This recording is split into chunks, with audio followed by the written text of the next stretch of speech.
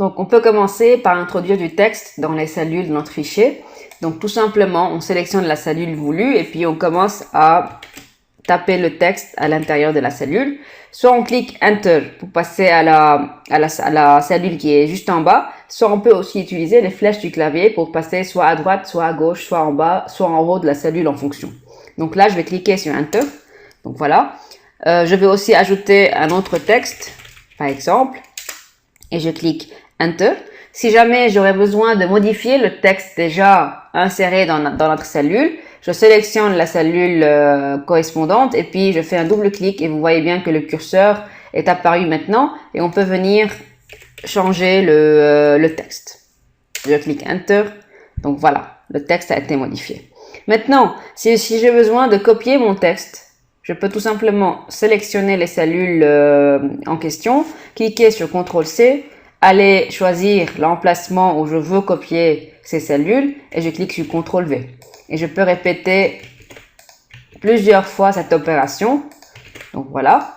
Si maintenant j'aurais besoin de couper pour déplacer le contenu d'une cellule et le mettre à un autre endroit, je sélectionne aussi, comme on a fait avant, les cellules en question. Je clique cette fois-ci sur CTRL-X. Et après, on choisit l'endroit où je désire couper et déplacer les cellules sélectionnées et je clique sur CTRL-V. Donc, je peux faire aussi ça. Donc, c'est CTRL-C et CTRL-V pour copier et CTRL-X, CTRL-V pour couper. Maintenant, je peux venir aussi sélectionner mon texte et je peux aller dans l'onglet Accueil et changer la police, par exemple. Je choisis la police que je veux. Je peux changer aussi la grandeur du texte. Je peux colorier mon texte en bleu.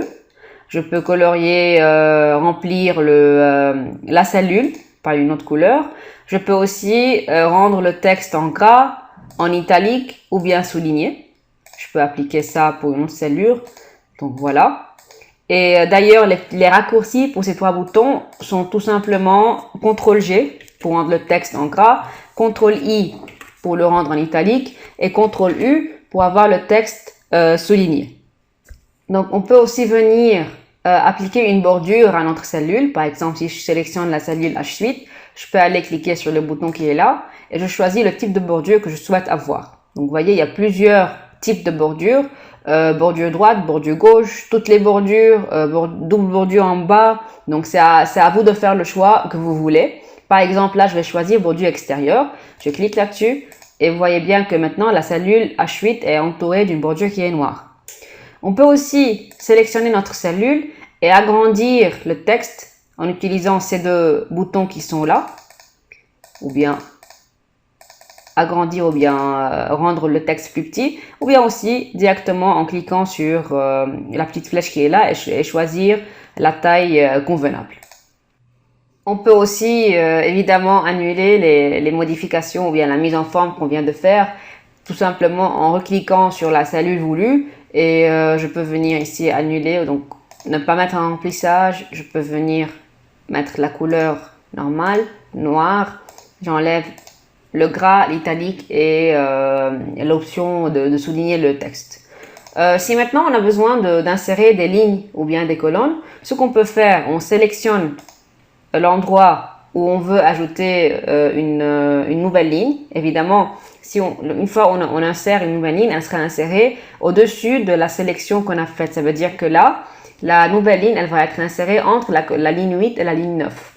Et pour insérer une nouvelle ligne, on peut venir cliquer sur Insérer ici. Ou bien aussi, je peux venir cliquer sur CTRL+ du clavier. Vous voyez bien, il y a des lignes qui sont en train d'être ajoutées. Ou bien, je clique sur CTRL- pour venir enlever ou bien supprimer des lignes. Pareil pour les colonnes, je sélectionne la colonne où je désire ajouter une nouvelle colonne, cette fois-ci à sa gauche.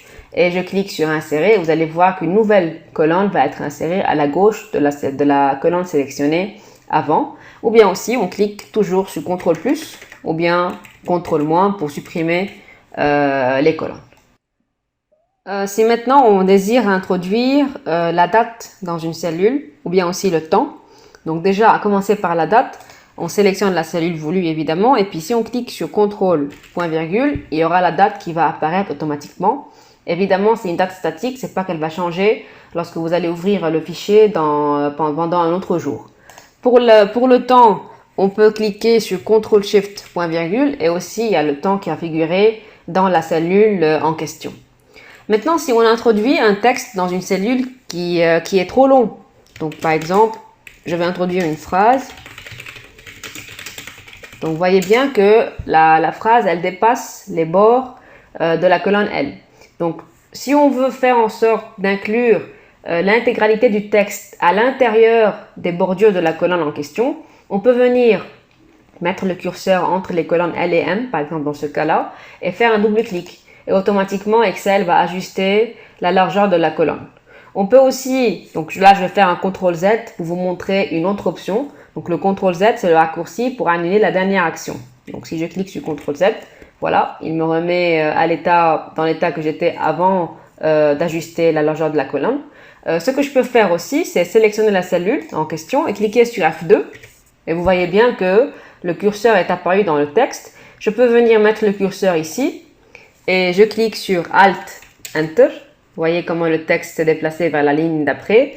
Et je peux aussi répéter encore une fois cette fonction et je déplace encore une fois le reste du texte à la ligne suivante. Et par la suite, je clique Enter. Donc voilà comment on peut déplacer, on peut faire en sorte d'inclure l'intégralité du texte à l'intérieur des bords de la colonne. Ou bien aussi une dernière option, donc je vais insérer encore une fois un texte dans une autre cellule. Par exemple, ce qu'on peut faire, c'est sélectionner la cellule en question et cliquer sur Renvoyer à la ligne automatiquement. Donc Excel va automatiquement inclure le contenu de la cellule dans les bornes de la colonne en question. Si maintenant j'ai besoin d'arranger l'alignement du texte dans ma cellule, je peux venir sélectionner le choix que je veux ici. Si je le veux centré, si je le veux aligné vers la droite ou bien si je le veux aligné vers la gauche. Et pareil avec les boutons qui sont en haut. Si je viens jouer avec la largeur de la ligne, je peux venir choisir si je veux mon texte qu'il soit aligné, qu'il soit au milieu ou bien qu'il soit orienté vers le bas ou bien vers le haut. Donc je peux choisir donc au milieu et puis qu'il soit centré. Donc voilà.